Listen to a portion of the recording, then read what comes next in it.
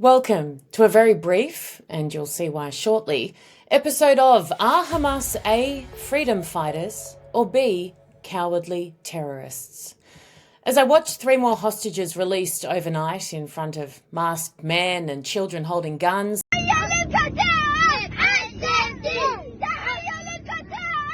vile propaganda aimed at mothers of sons still held captive, and little diagrams of the mass murder committed on October 7, it got me thinking, how did these heroic sorts, if we are to believe their own declaration and that of their legion of fans, compare to some of the greatest freedom fighters in history?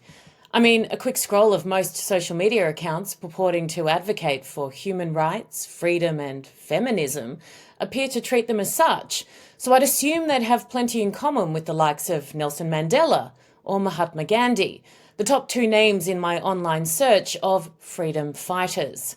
Men who bravely put their own lives on the line to fight for the betterment and survival of their people and made the entire world a much more beautiful place in the process.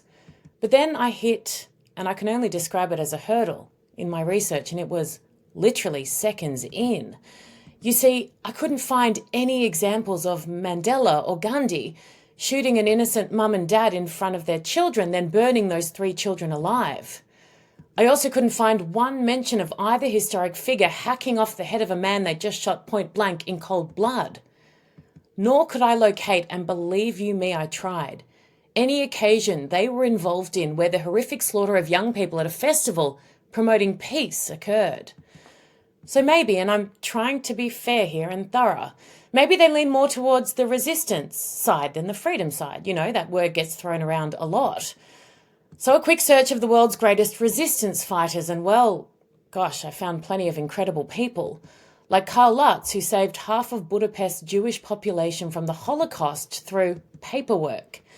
This incredible group of African-American students who staged the Greensboro sit-in, their bravery changing countless segregationist policies.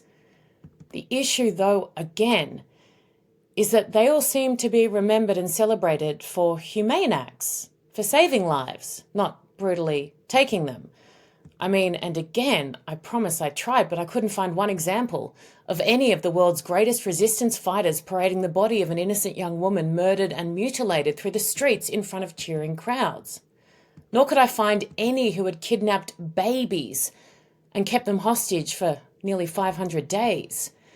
You see, even when faced with legitimate evil, like the Nazis, I couldn't find any accounts of any freedom fighters or resistance movements committing mass murder, torture, kidnapping of their wives and children, the Nazis, let alone random innocents. And yes, for the cheer squad members who constantly parrot, "This didn't start on October 7, you are so right. You're so right, it didn't. In fact, Hamas have been brutally murdering Jews and Israelis unprovoked for decades. Thank you for helping me make that very clear. I just don't have time to include all the bus bombings, the fatal stabbings and car rammings here now, but I can almost guarantee none of the aforementioned historical heroes ever did anything like that either. So, I have to conclude based on, well, further evidence or a complete lack thereof, I certainly didn't need, but clearly some do, that Hamas are neither freedom fighters nor a resistance movement. They kill not for a noble cause, nor for their people, nor for a release from any oppressor. They want to murder Jews, destroy Israel and the West. That's it. Cowardly terrorists, well, that feels much more accurate. You tell me, is it brave and courageous to torture and slaughter unarmed women and children? I wouldn't have thought so. Is it brave and courageous to then run and hide behind your own women and children? Or in tunnels without them, handing them a likely death sentence? I wouldn't have thought so. Is it brave and courageous to cover your faces and hide? I wouldn't have thought so.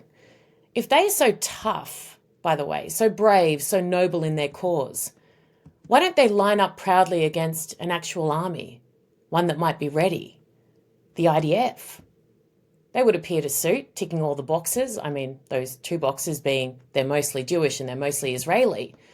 The only issue I can foresee is that Hamas prefer their targets unarmed, unprepared, and in many cases too young to walk.